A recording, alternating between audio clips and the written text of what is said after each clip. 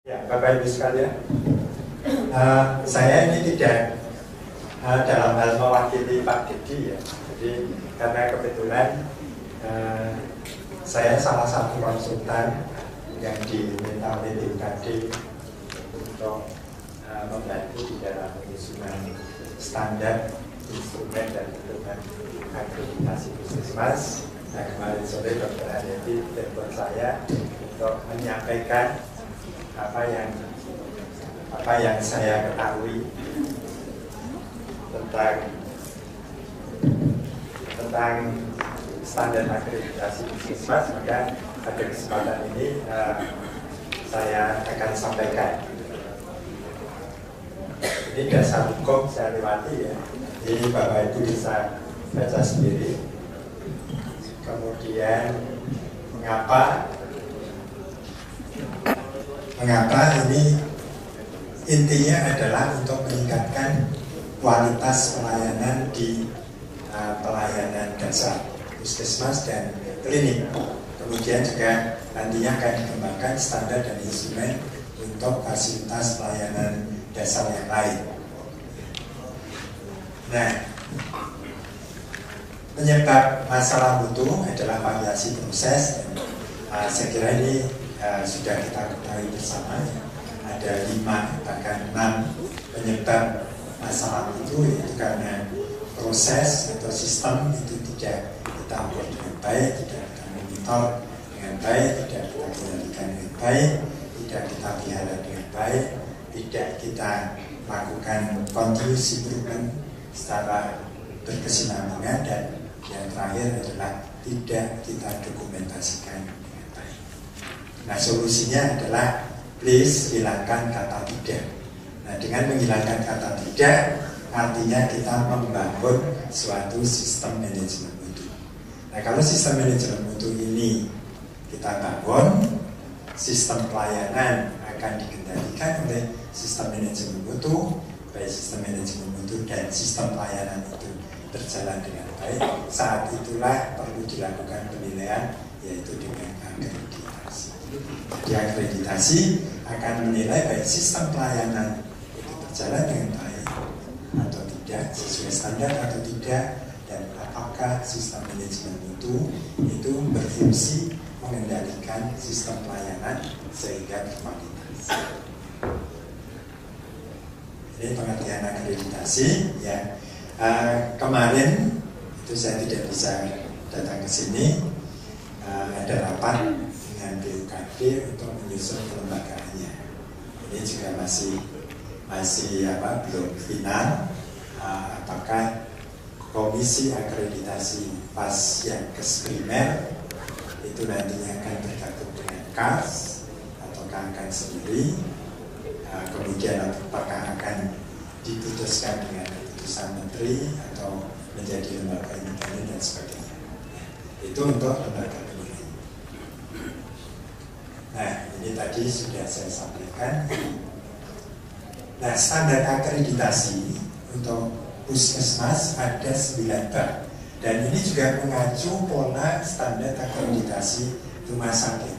Nanti akan ada di situ 3 kelompok standar: standar administrasi dan manajemen, standar program puskesmas, dan standar pelayanan medis. Nah, ini untuk pelayanan untuk standar administrasi manajemen itu ada di bab 1, bab 2, dan bab 3. Penyelenggaraan pelayanan puskesmas, kepemimpinan dan manajemen puskesmas, dan peningkatan mutu puskesmas. Nah, kemudian untuk standar program atau upaya puskesmas itu ada di bab 4, 5, dan 6. Program puskesmas yang berorientasi sasaran, kemudian kepemimpinan dan manajemen program atau upaya puskesmas, kemudian sasaran kinerja dan MDGs. Kemudian bab 3 ini yang mengarah ke pelayanan klinis, yaitu bab 7, 8, 9.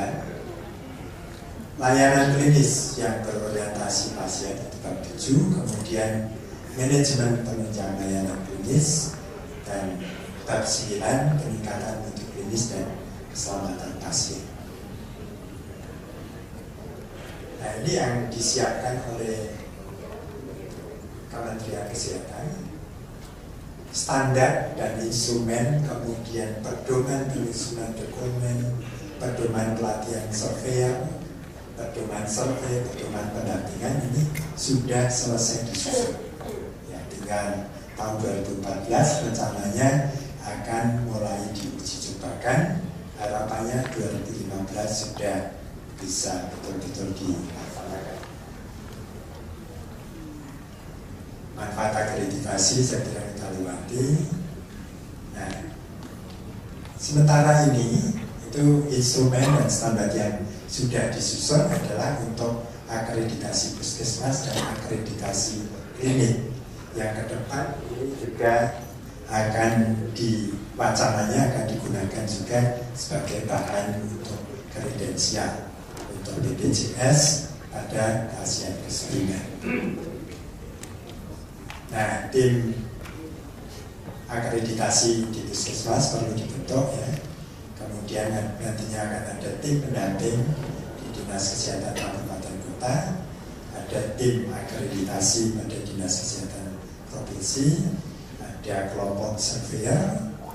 Nah, kemudian prosesnya ini sementara seperti ini.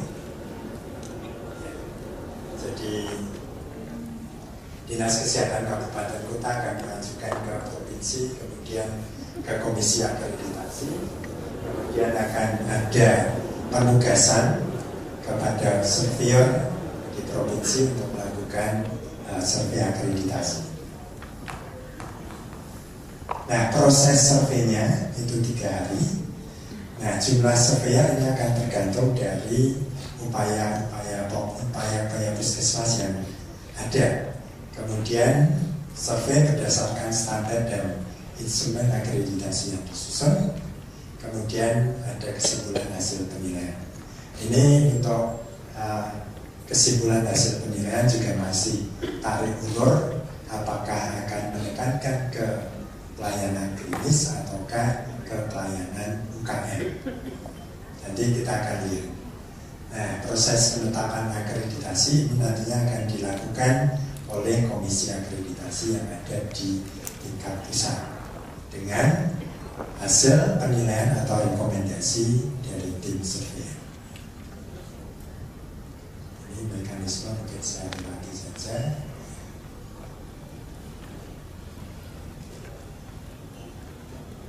Ya, itu saja. Nah, ini struktur dari standarnya. Mungkin sedikit berbeda dengan yang di rumah sakit. Di sini ada kriteria.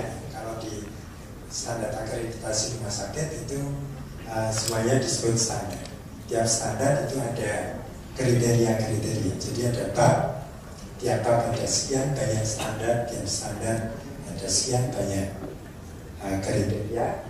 Kemudian untuk tiap-tiap kriteria itu dijelaskan apa intensinya, maksud dan tujuannya apa, kemudian elemen-elemen penilaian. Ini tadi yang sudah saya ceritakan. Kalau rumah sakit ada 1000 sekian ya dokter Daniel ya. Kemudian kalau rumah puskesmas ini ada 772 elemen penilaian dari 9 bab. Nah, untuk akreditasi klinik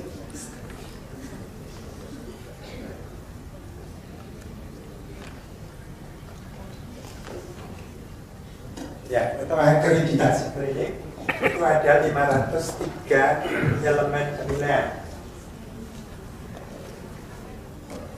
Ya, mulai dari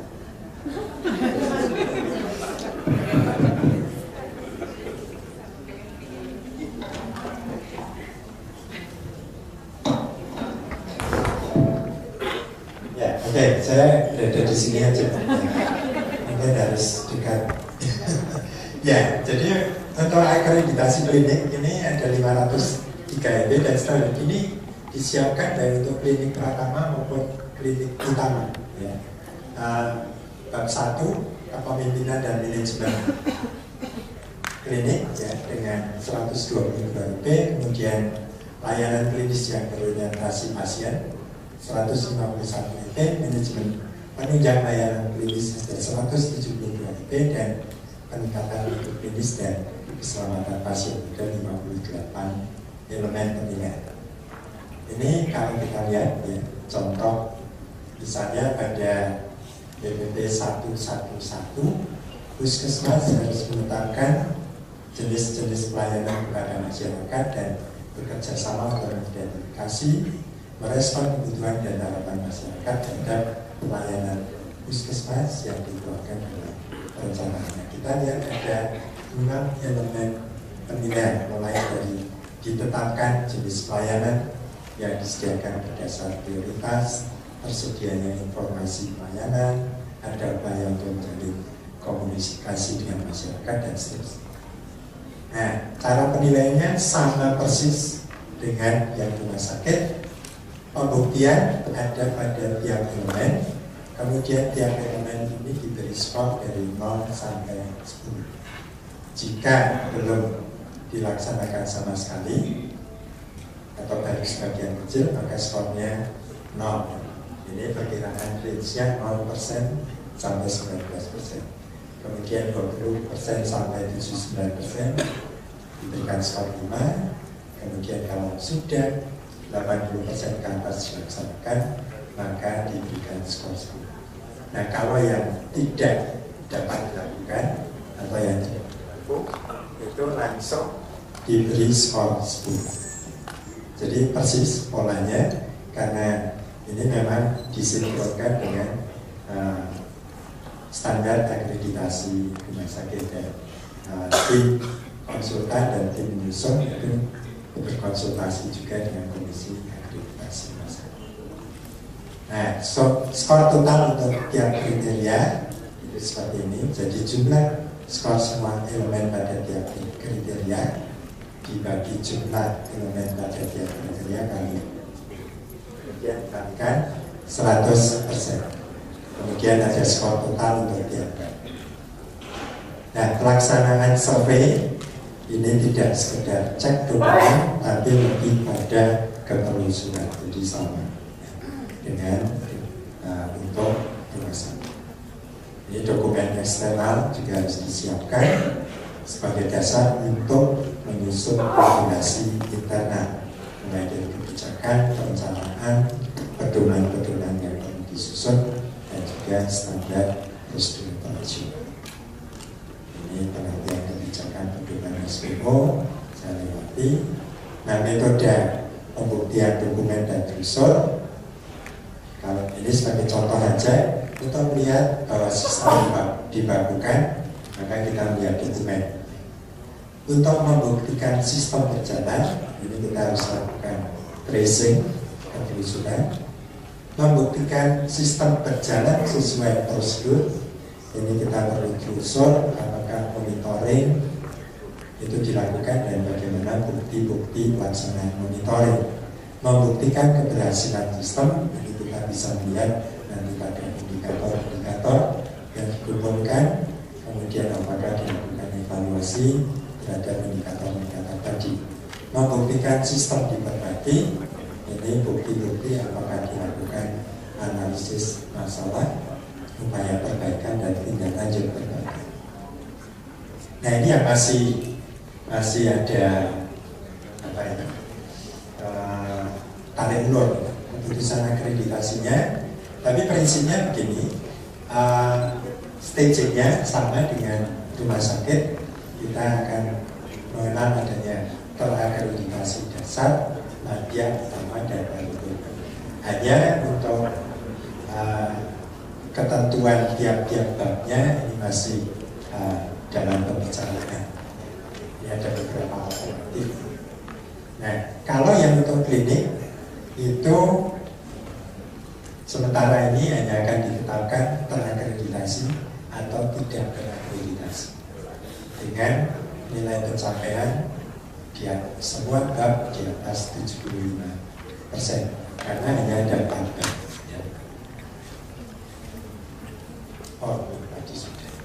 Saya kira itu yang bisa kami sampaikan. Terima kasih dan mohon maaf